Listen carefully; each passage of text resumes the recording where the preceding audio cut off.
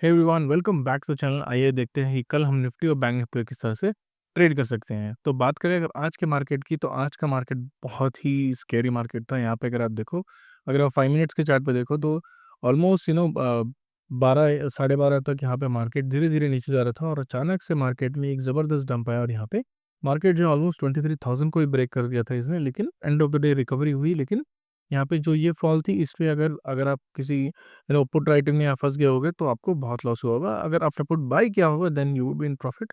But यहाँ पे मैं एक्सपेक्ट कर रहा हूँ कि बहुत लोगों ने ट्रेड नहीं ले पाए होंगे, क्योंकि यहाँ पे होगा क्या, धीरे-धीरे जब मार्केट नीचे आ रहा था तो यहाँ पे इस पॉइंट पे कहीं न कहीं अगर आप 15 मिनट चार्ट पे देखो, कहीं न कहीं ऐसा लग रहा था कि रिकवरी आ सकती है, क्योंकि कल भी मार्केट में कंटीन्यूअसली फॉल हुआ था। मार्केट करंट में इस तरह के पैटर्न में आ रहा था, तो आई थिंक अराउंड इस एरिया में मुझे लगा था कहीं न कहीं मार्केट स्टेबल हो जाएगा इसी एरिया में, और यहाँ पे हो सकता है कि थोड़ा ऊपर हमें मार्केट जाए और उसके बाद फिर एक कंटिन्यू हो। लेकिन यहाँ पे मार्केट में बहुत एग्रेसिवली यहाँ पे सेल हुआ है। मार्केट 23 को ही ब्रेक किया। मिड कैप इंडेक्स तो ऑलमोस्ट 3% डाउन है। तो यहाँ पे अब हम किस तरह से ट्रेड कर सकते हैं? अगर आप देखो, करंटली मार्केट 23,000 के आसपास खड़ा है। तो 23,000 एक राउंड लेवल है, और राउंड लेवल हमेशा एक सपोर्ट की तरह काम करता है। तो 23,000 जब तक ब्रेक नहीं होता, यहाँ पे फ्रेश सेलिंग नहीं होगी।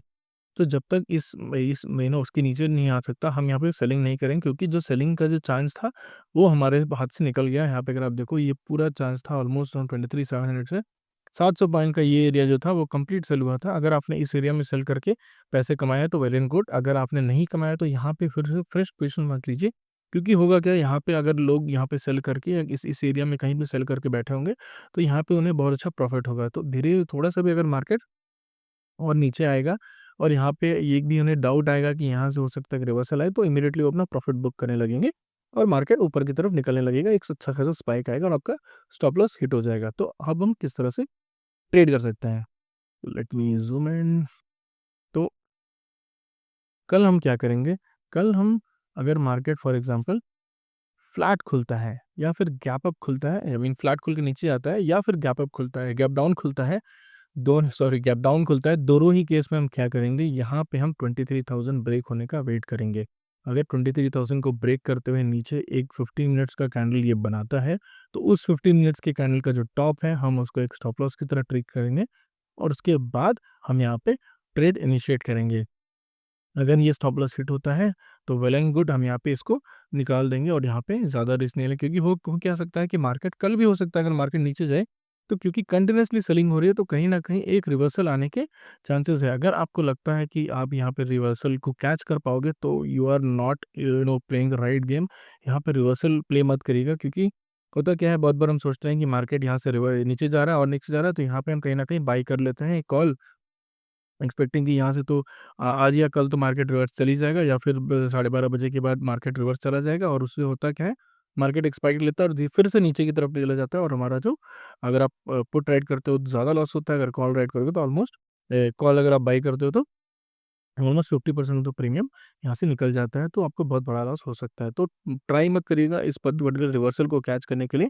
अगर आप रिवर्सल को कैच नहीं करने के बजाय, अगर आप ये क्या, I will tell you what is the plan. So यहाँ पे अगर मार्केट नीचे नीचे की तरफ जाता है, 23,000 को ब्रेक करता है, नीचे की तरफ निकलता है, जैसे ही पहला कैंडल उसने ब्रेक किया, हम यहाँ पे एक ट्रेड इनिशिएट करेंगे, जो स्टॉप लॉस होगा उस कैंडल का टॉप होगा। यहाँ से अगर ये मार्केट कंटिन्यूअसली नीचे निकलता है, तो हम धीरे-धीरे करके अपना जो प्रॉफिट है उसको ट्रेल करते चलेंगे, स्टॉप लॉस को ट्रेल करते चलेंगे, और यहाँ पे जब भी मार्केट अपने ट्रेलिंग स्टॉप लॉस को हिट करेगा, वहाँ पे हम निकाल देंगे। यहाँ पे क्योंकि सेलिंग साइड बहुत ज़्यादा स्कोप बचा नहीं है, तो इसीलिए हम इस तरह का प्लान करेंगे। अगर मार्केट कल भी नीचे जरा जाता है, तो गैप डाउन खुल के या फिर फ्लैट खुल के। अगर market let's say gap up खुलता है या फिर फ्लैट खुल के ऊपर की तरफ निकलने लगता है, तो यहाँ पे हम क्या करेंगे, यहाँ पे 23,000 के नीचे का जो पुट्स है, वो हम सेल करना शुरू करेंगे।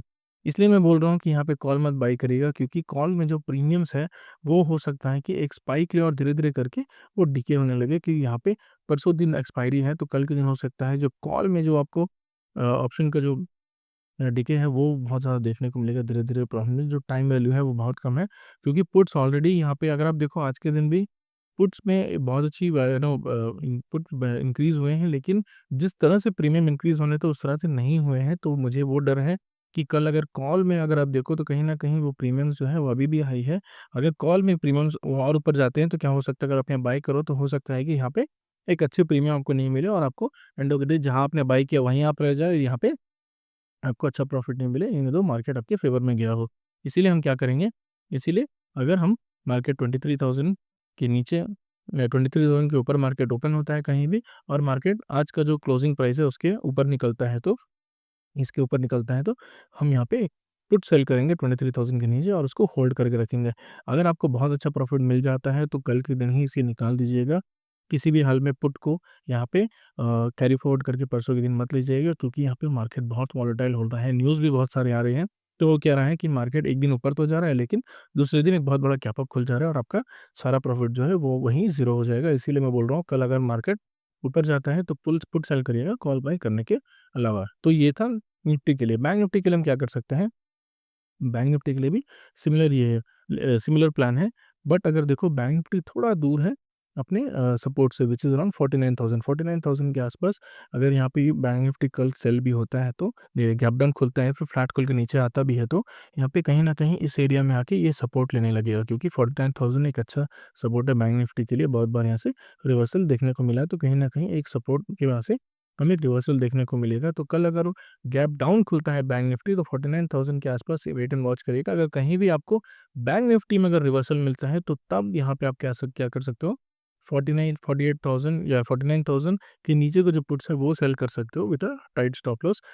फॉर एग्जांपल अगर आप हमेशा 1:2 का लेके चलिए। अगर आप फॉर एग्जांपल अगर आप 50 रुपये का यहाँ पे स्टॉप लॉस ले रहे हैं तो टारगेट हमेशा 100 रुपये का लीजिएगा। इससे क्या होता है कि आपका जो रिस्क मैनेजमेंट है वो अच्छे से पड़ता है। तो यहाँ पे आप 49,000 के आसपास अगर बैंक निफ्टी आता है, गैप डाउन खुल के या फिर फ्लैट खुल के नीचे आके, तब आप यहाँ पे एक ट्रेड इनिशिएट करिएगा, वो भी नीचे की तरफ 49,000 के नीचे के जो पुट्स है उसको सेल करिएगा।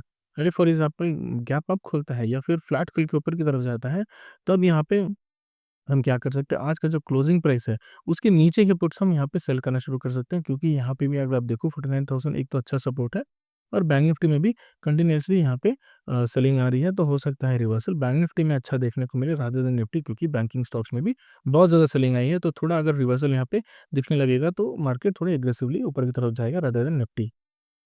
So that is the plan. अगर फ्लैट खुल के ऊपर जाता है, फ्लैट खुल के ऊपर निकलता है या फिर गैप अप खुलता है, दोनों ही केस में हम यहाँ कॉल बाई कर सकते हैं बैंक निफ्टी में। Not in Nifty, Nifty I think put sell करना ज़्यादा ईज़ी होगा। So that is the overall plan for tomorrow. और एक चीज़ आप देखो तो यहाँ पे बहुत सारे स्टॉक्स हैं जो बहुत अच्छे अभी पोजीशन पे है और अच्छे प्राइस पे है। Specially stocks like SW solar हुआ या फिर आइडिया फोर जो हम बहुत दिन से ट्रैक कर रहे हैं, तो यहाँ पे धीरे धीरे करके आप इसमें बाई कर सकते हो सकता है कि मार्केट यहाँ से और नीचे जाए, लेकिन एक बार जब आपका जो बेस बना लेगा मार्केट और धीरे धीरे जब यहाँ से हो सकता है आने वाले कुछ दिनों में, कुछ महीनों में, कुछ सालों में जब ये आगे जाएगा, तब आपको एक बहुत अच्छा फ़ायदा होगा। तो ऐसा पैसा जो आप करीबन 5 साल तक बिना टच किए रह सकते हो, उस पैसे को ही यहाँ पे इन्वेस्ट करें, क्योंकि यहाँ पे मार्केट जो है आपको अच्छे अट्रैक्टिव प्राइस पे तो है बहुत सारे स्टॉक्स, लेकिन हो सकता है कि यहाँ से और डिप ले या फिर पंप होने के लिए या फिर एक अच्छा रिटर्न देने के लिए आपको 3 से 4 साल ले ले। तो आपका जो काम का पैसा है, जो आपको अगले 2-3 महीने, 4 महीने, 1 साल, 2 साल में चाहिए, उनको यहाँ मत लगाइए। जो भी पैसा आपको 5 साल तक ज़रूरत नहीं है, उसी पैसे को यहाँ पे इन्वेस्ट करें। So that is all for today. अगर आपको इस तरह का कंटेंट अच्छा लगता है, तो please do subscribe to the channel. Thank you.